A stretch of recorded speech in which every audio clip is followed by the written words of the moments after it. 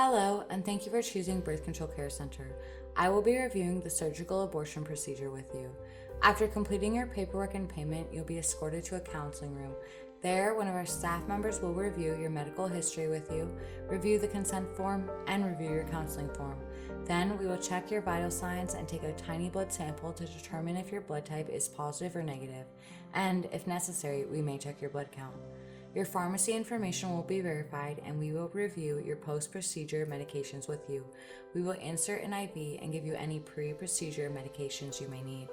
Usually, you'll receive an antibiotic before your procedure, which reduces the risk of an infection. Even without the antibiotic, developing an infection is very rare.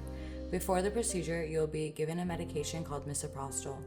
Misoprostol helps to soften your cervix, which makes it easier to dilate. It also helps to reduce bleeding during the abortion. Your doctor will want you to wait anywhere between 1 to 3 hours for the misoprostol to take effect before your procedure. When the surgery team is ready for you, one of our staff members will walk you to the procedure room.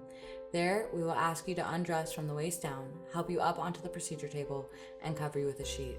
Then, a staff member will put a blood pressure cuff and an oxygen monitor on you. The surgery team is made up of your doctor, a surgical assistant who assists the doctor and performs ultrasound guidance during the procedure, and a nurse who will monitor your vital signs and give you a hand to hold. Sometimes a resident may be part of the team as well. A resident is a licensed doctor completing their OB/GYN training. The resident may perform all or part of your procedure under the direct supervision of your doctor. A medical student may also be observing your procedure. After meeting you and answering any questions you may have, your doctor will administer sedation medications to you if that is the option you have chosen. The sedation medication is designed to ease anxiety and discomfort, but not to put you to sleep or make you unconscious. It does not prevent you from feeling the procedure, but increases your comfort level and makes the experience less memorable. It is normal to feel pressure and cramping. After giving you your medications, your doctor may then perform an exam to feel the size and position of your uterus and insert a speculum.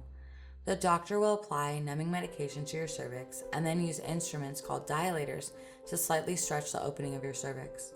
After that, a suction device about the size of a drinking straw will be used to empty your uterus. From start to finish, the procedure takes only a few minutes. At the end of the procedure, your doctor will place a tampon in your vagina to help reduce bleeding. The assistant will help you get cleaned up and dressed and then walk you to the recovery room, where you will stay for 15 to 20 minutes. When you are feeling comfortable and alert, and we have verified that you're not having any abnormal bleeding, you'll be able to go home. When you get home, remove the tampon we inserted earlier. After that, you may use either pads or tampons. It is normal to have some bleeding up until your first period, which usually comes between 4 to 6 weeks after your procedure. Your post-procedure instructions include information about normal and abnormal bleeding. Starting a birth control method will help reduce bleeding and regulate your periods.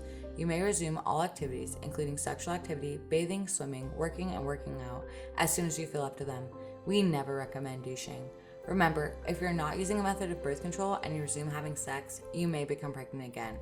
We are available to you 24 hours a day, 365 days a year.